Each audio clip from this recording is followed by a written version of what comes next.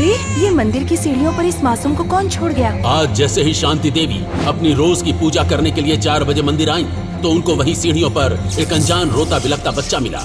उन्होंने आसपास देखा लेकिन कोई नजर नहीं आया। जैसे ही उन्होंने बच्चे को गोद में लिया, उनकी आंखें फटी की फटी रह गईं। ये बच्चे के शरीर के अंदर से कैसी रोशनी निकल रही है? तभी शांति की नजर पड़ी उसके कपड़े में लिपटे एक सुनहरे पन्ने पर। उसी पन्ने से वो रोशनी निकल रही थी। जैसे ही शांति देवी ने उस पन्ने को निकालने की कोशिश की, तभी वहाँ कुछ ऐसा हुआ जिसे देखकर शांति के होश उड़ गए। आखिरकार इस बच्चे को माँ मिल ही गई और मुझे मुक्ति। पन्ना हवा में शांति देवी के सामने आ गया और यह आवाज उसी पन्ने से आ रही थी। शांति को अपनी आंखों और कानों पर विश्वास नहीं हो रहा था कि आखिरकार एक पन्ना इंसानों की तरह कैसे बात कर सकता है। डरो मत शांति, मैं तुम्हें कुछ नहीं करूंगा। मेरा काम बस इस बच्चे की रक्षा करना है। ईश्वर तुम्हारी भक्ति से खुश हुए हैं और इस बच्चे के लिए अब उन्होंने तुम्हें चुना है। ये सब क्या हो रहा है? कौन हो तुम? और ये बच्चा किसका है जो मुझे सौंपा जा रहा है? ये सिर्फ एक बच्चा नहीं है शांति, ये इतिहास की एक ऐसी जिम्मेदारी है जो परमात्मा ने तुम्हारी गोद में डाली है। इसका ख्याल रखो। सही समय आने पर मैं इसे इसके जीवन का सही मकसद बताऊंगा। और हाँ, इसके बारे में किसी को मत बताना। ये कहते ही पन्ने की रोशनी गायब हो गई और वो सूखे पत्ते की तरह जमीन पर गिर पड़ा। शांति समझ चुकी थी कि ये कोई साधारण घटना नहीं थी। वो बच्चे को और उस पन्ने को लेकर घर चली आई। मंदिर में जो कुछ हुआ, शांति ने उस बात का जिक्र कभी किसी से नहीं किया और अपने बेटे सत्तू की तरह उसका भी ख्याल रखने लगी। उस बच्चे का नाम शांति ने मुन्नू रखा था। पर जो बच्चा ऐसे चमत्कारी रूप में प्रकट हुआ था, उसकी असलियत शांति कैसे लोगों से छुपा सकती थी? अब धीरे धीरे मुन्नू बड़ा होने लगा और पढ़ने के साथ सामने आने लगी थी उसकी शक्तियाँ। एक दिन मुन्नू मोहल्ले के बच्चों के साथ क्रिकेट खेल रहा था। तभी वहाँ मुन्नू ने कुछ ऐसा किया जिसे देखकर सबके मुंह खुले के खुले रहे। मुन्नू यार, ये लास्ट बॉल है और जीतने के लिए 6 रन चाहिए। यार कमाल करते कुछ भी। अपने दोस्त की बात सुनते ही मुन्नू ने मन ही मन प्रार्थना की, हे मालिक, काश ये छक्का लग जाए। जैसे ही मुन्नू ने ऐसा बोला, मानो उसके बल्ले से बिजली निकलने लगी और जैसे ही बॉल ने मुन्नू के बल्ले को छुआ, बॉल सनसनाते हुए किसी रॉकेट की तरह आग बरसाती हुई मानो अंतरिक्ष की ओर उड़ान भर गई और मुन्नू के हाथ में पड़े उस बैट की धज्जियां उड़ गई। सिर्फ हैंडल हाथ में रह गया। ये नजारा गांव वालों ने सिर्फ फिल्मों में देखा था। इसे हकीकत में देखकर मानो सब हिल गए। इतनी ताकत कहाँ से आई इस बच्चे में? बाकी लोगों की तरह मुन्नू को भी समझ नहीं आ रहा था कि उसमें अचानक से इतनी ताकत कहाँ से आ गई। मुझे तो पहले से ही शक था, इसकी माँ इसे किसी तांत्रिक से लेकर आई है। बाहर फेंको इसको यहाँ से। ऐसा बोलते ही उस 6 फीट के लंबे चौड़े आदमी ने जैसे ही उसे हाथ लगाकर रोकने की कोशिश की, बहुत दूर जाकर गिरा। ये बच्चा है या बाहुबली? मुझे तो लगता है कोई काले जादू का खेल है।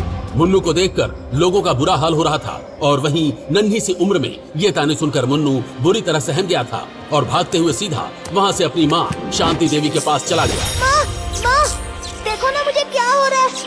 मेरे अंदर ये शक्ति कहाँ से आ रही है? मुझे बहुत शक्ति महसूस हो रही है। और आज तो सबने देखा मैंने क्या किया। जैसे ही शांति देवी ने मुन्नू को देखा, उनको समझ आ गया कि मुन्नू जैसे जैसे बड़ा होगा, उसकी शक्तियाँ लोगों के सामने आती रहेंगी। उनको मुन्नू को सबकी नजरों से बचा के रखना होगा। लगता है हमें ये गांव छोड़कर जाना होगा। अब हम यहाँ नहीं रह सकते। मुन्नू ने उस घटना के बारे में कई बार माँ से पूछा, लेकिन माँ ने हर बार बहाने से बात टाल दी, क्योंकि पन्ने ने उन्हें कहा था कि समय आने पर वो खुद मुन्नू को सब कुछ बताएगा। इस जानकारी से अनजान मुन्नू अब इस जिंदगी और दुनिया को ही अपना सच मान बैठा था। अब शहर बदलते बदलते मुन्नू 18 साल का हो चुका था और अपने कॉलेज की सबसे खूबसूरत लड़की रिया को अपना दिल दे बैठा था और आज वो उसे प्रपोज करने जा रहा था। तुम जैसे फटीचर भिखारी की गर्लफ्रेंड मैं बनूंगी? मैं रिया मल्होत्रा? ये तुमने सोच भी कैसे लिया? हाथ में 10 रुपए का गुलाब लेके तुम मुझे प्रपोज करने चले आए। हिम्मत तो देखो तुम्हारी। पर रिया, मैं तुमसे सच्चा प्यार करता हूँ। एक बार मेरी बात तो सुनो। अरे ओ रिया के दीवाने, एक बार खुद की औकात तो देख ली होती। जो लड़की BMW से नीचे नहीं उतरती, वो तेरे इस 10 रुपए के गुलाब से पिघल जाएगी। यही गलतफहमी होती है तुम जैसे मिडिल क्लास लड़कों को। बड़े घर की लड़कियां तुम पर दया करके थोड़ा हंस बोल क्या लेती हैं? तुम्हारे तो पंख निकल आते हैं। मुन्नू के साथ बचपन से ही यह होता आया था। सब लोग उसे जलील ही करते थे, कभी उसकी ताकत के लिए, कभी होने के लिए, कभी गरीबी के लिए, और आज तो इन सब में उसका प्यार रिया भी शामिल हो गई थी। मुन्नू तो जानता भी है कि मेरा बॉयफ्रेंड कौन है? इस शहर के सबसे बड़े बिजनेसमैन सिंघानिया का बेटा, कृणाल सिंघानिया। अगर उसे पता चला ना कि तूने कोई ऐसी वैसी हरकत की है, तो वो तुझे जान से मार देगा। रिया और उसके सभी दोस्त मुन्नू पर हंसे जा रहे थे और मुन्नू का दिल आज चूर चूर हो चुका था। वो बिना किसी से कुछ कहे वहाँ से निकल गया, मगर मुन्नू नहीं जानता था कि वो भले ही वहाँ से निकल गया हो, पर एक तूफान उसका घर पर इंतजार कर रहा था, जो मुन्नू की जिंदगी हमेशा के लिए बदल के रखने वाला था। क्या हुआ है मुन्नू भैया? आज आपका चेहरा इतना उतरा उतरा क्यों है? कुछ हुआ है क्या? मुन्नू अपनी बात सत्तू से शेयर कर ही रहा था कि अचानक दरवाजे पर नॉक हुआ। मुन्नू ने जाकर दरवाजा खोला और देखा रिया का बॉयफ्रेंड कुणाल दरवाजे पर ही खड़ा था। क्या बे, ज्यादा ही हीरो बन रहा था? तू हमारी गर्लफ्रेंड पर नजर डाल रहा था? इससे पहले कि मुन्नू कुछ बोलता, 3-4 गुंडे हथियार लिए सीधे अंदर घुस गए और सभी ने मुन्नू को पकड़ लिया। तभी माँ शांति भागती हुई आई। क्या बात है? क्या चाहिए आप लोगों को?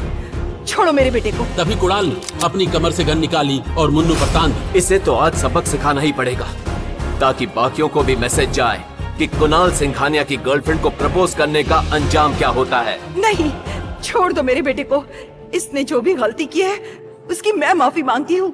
आज से ऐसी कोई गलती नहीं होगी। अपनी माँ को ऐसे गिड़गिड़ाते देख मुन्नू के अंदर गुस्सा तो बहुत आ रहा था, पर वो कुछ नहीं कर पा रहा था क्योंकि उसके अंदर की शक्तियाँ आज जाग नहीं रही थी। तभी कुणाल ने इशारा किया और उसके गुंडे मुन्नू के दोनों हाथ पकड़कर घसीटते हुए ले जाने लगे। तभी माँ झपटी और कुणाल के हाथों से गन छीनने की कोशिश करने लगी।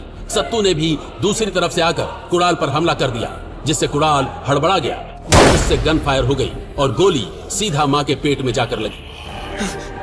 माँ, माँ, तुझे कुछ नहीं होगा माँ, मैं हूँ ना यहाँ। लगता नहीं है मुन्नू कि तेरी माँ बच पाएगी, तो अब तुझे और तेरे इस छोटे भाई सत्तू को भी तुम्हारी माँ के साथ ही भेज देता हूँ। तभी कुणाल ने गन मुन्नू की तरफ तान दी। कुछ ही मिनटों में मुन्नू की आंखों के सामने सब कुछ बदल गया।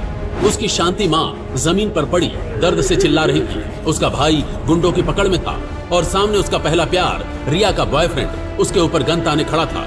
और तभी मानो रोशनी का विस्फोट हुआ। एक रोशनी छत से आकर मुन्नू के ऊपर गिरी। समय रुक चुका था। मुन्नू ने देखा कि उसके आसपास के सभी लोग मानो अपनी जगह पर जम गए हैं। ये सब क्या हो रहा है? मुन्नू कुछ भी समझ पाता उससे पहले एक भारी दिव्य आवाज गूंजी। समय की धारा रुक गई है मुन्नू। कौन बोल रहा है? कौन है यहाँ? जैसे ही मुन्नू ने नजर घुमाकर देखा, उसके सामने एक जादुई पन्ना हवा में उड़ रहा था। ये वही था जो शांति देवी को मंदिर में मुन्नू के साथ मिला था। ये कैसे हो सकता है? एक पन्ना इंसानों की तरह कैसे बात कर सकता है? ये सब क्या हो रहा है? मैं हूँ परम वेद का पहला पृष्ठ, जो माहेशमती की भविष्यवाणी को पूरा करने के लिए तुम्हें माहेशमती वापस ले जाने आया हूँ। कैसी भविष्यवाणी? मेरी माँ और भाई की जान खतरे में है, मुझे उन्हें बचाना है। उनकी जान खतरे में तुम्हारी किस्मत पर लगे श्राप की वजह से है। अगर तुम्हें अपनी माँ और भाई को बचाना है तो मेरे साथ माहेशमती चलना होगा, पर समय में 5000 साल पीछे। क्या? 5000 साल पीछे? अब मैं सब कुछ तुमको यहाँ नहीं बता सकता हूँ। हमको यहाँ से निकलना होगा जल्दी। पन्ने के ऐसे बोलते ही मुन्नू ने ज्यादा सवाल नहीं किया, क्योंकि उसको कैसे भी करके अपनी माँ और भाई को बचाना था। तभी मुन्नू को एक जोर का करंट लगा। उसने अपनी आंखें बंद कर ली। जब उसकी आंख खुली तो वो किसी बड़े से घने जंगल में था, जहाँ घोड़ों की आवाज आ रही थी। वहाँ से बहुत सारे सिपाही जा रहे थे। तभी आसमान में मुन्नू को एक ड्रैगन उड़ता हुआ नजर आया। मुन्नू ने देखा कि उसके हाथ में वो पन्ना अब भी था, पर उसमें से अब रोशनी नहीं निकल रही थी। मुन्नू ने पन्ने को देखते हुए कहा, ड्रैगन? क्या हम सचमुच के माहेशमती में हैं? लेकिन हम यहाँ करेंगे क्या? हाँ मुन्नू, तुम 5432 साल पीछे सचमुच की माहेशमती साम्राज्य में हो। ये आवाज क्या इस पन्ने से आ रही है? हाँ, मैं परम वेद का पन्ना ही बोल रहा हूँ। तो हमें क्या करना है? मुन्नू, तुम्हारी आत्मा 5500 साल पीछे माहेशमती में आ चुकी है। अब तुम्हें माहेशमती के महेंद्र के शरीर में प्रवेश करना है। क्या कहा? आत्मा? इसका मतलब मैं मर गया क्या? नहीं मुन्नू, तुम्हारा शरीर 2025 में सुरक्षित है और रहेगा, लेकिन माहेशमती में तुम्हारी आत्मा एक खास मकसद पूरा करने आई है। कैसा मकसद? क्या वो मकसद मेरी माँ की जान से बढ़कर है, जो 2025 में जिंदगी और मौत के बीच लड़ रही है? तुम्हें महेंद्र को और खुद को एक भयंकर श्राप से मुक्ति दिलानी है। ये श्राप 5500 साल से तुम्हारा पीछा कर रहा है और इससे तुम चाहकर भी भाग नहीं सकते। तो जल्दी से उस श्राप से मुक्ति का रास्ता बताइए पन्ना गुरुजी। देखो, माहेशमती के महेंद्र को 2 लाख चांदी के सिक्कों की चोरी के आरोप में गिरफ्तार किया गया है। जेल में ही जयराज और युवराज के लोग कुछ घंटों बाद उसकी हत्या करने वाले हैं। जैसे ही महेंद्र की मौत होगी, तुम्हारी आत्मा को उसके शरीर में घुसना होगा। ये सब कुछ आज रात ही होगा। तो फिर इंतजार किस बात का है? पहुंचाइए ना मुझे जेल में। मैं तो एक आत्मा हूँ, इसलिए मुझे कोई देख भी नहीं सकता। जैसे ही महेंद्र मरेगा, मैं उसके शरीर में घुस जाऊंगा। जैसा कि पन्ना ने कहा था, महेंद्र को युवराज के भेजे हुए दैत्य अजूबा ने जेल के अंदर मौत के घाट उतार दिया और वहां से गायब हो गया। ठीक उसी समय जेल में पहले से इंतजार कर रही मुन्नू की आत्मा महेंद्र के शरीर में घुस गई और अगले ही पल पूरे महेशमती का मौसम बदल गया। जोरों की बिजली कड़की, तूफान का ऐसा बवंडर उठा मानो आसमान फटकर जमीन पर गिर पड़ेगा। उधर इसी बीच महेंद्र के शरीर में घुसे मुन्नू ने पन्ने को हाथ में लेकर सवाल किया, एक बात बताइए पन्ना जी, कि हम इस चोरी के आरोप से खुद को बेकसूर कैसे साबित करेंगे? चोरी के इल्जाम से भी ज्यादा इम्पोर्टेंट है वो श्राप, उसको कैसे दूर करेंगे? और कैसे 2025 में हम वापस जा पाएंगे? सबसे पहले तुम्हें इस जेल से बाहर निकलना होगा। मैं तुम्हें आज रात 12 बजे यहाँ से बाहर निकालूंगा, तैयार रहना। रात के 12 तो बज गए पन्ना जी, अब आगे का क्या प्लान है? सब्र नाम की चीज ही नहीं है तुम्हारे अंदर? पन्ने के इतना कहते ही उसके अंदर से तेज रोशनी निकली और पूरी जेल में फैल गई, जिसके बाद मुन्नू की काल कोठरी का दरवाजा अपने आप खुल गया और सभी गार्ड बेहोश हो गए।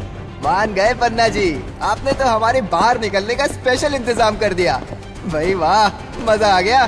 तभी पन्ने ने मुन्नू से गंभीर आवाज में कहा, मुन्नू, तुम्हें अगर श्राप से मुक्ति पानी है तो तुम्हें सबसे पहले परमवेद के सभी 21 पन्ने प्राप्त करने होंगे, क्योंकि जब सभी 21 पन्ने तुम पा लोगे तो तुम बेहद शक्तिशाली हो जाओगे और उस श्राप को दूर कर पाओगे। उसके बाद ही तुम्हारा 2025 में जाने का रास्ता भी खुलेगा, जहां तुम अपनी माँ और भाई को बचा पाओगे। इसके लिए मैं तुम्हें ब्रह्म शक्ति योग पीठ लेकर आया हूँ। वादे के मुताबिक जेल से निकलने के बाद मुन्नू को लेकर पन्ना ब्रह्म शक्ति योग पीठ पहुंचा और वहां उसकी मुलाकात योग पीठ के सबसे बड़े गुरु मावेश और अगस्त्य से हुई। गुरु मावेश ने मुन्नू को जो बात बताई वो सुनकर मुन्नू के होश ही उड़ गए। हम जानते हैं मुन्नू कि तुम 2025 से आए हो और तुम्हें उन 21 परमवेद पन्नों की तलाश है, ताकि तुम शाप मुक्त हो सको और वापस अपने समय में लौट सको। आप तो सब जानते हैं गुरुजी, तो बताइए ना कि ये कैसे होगा?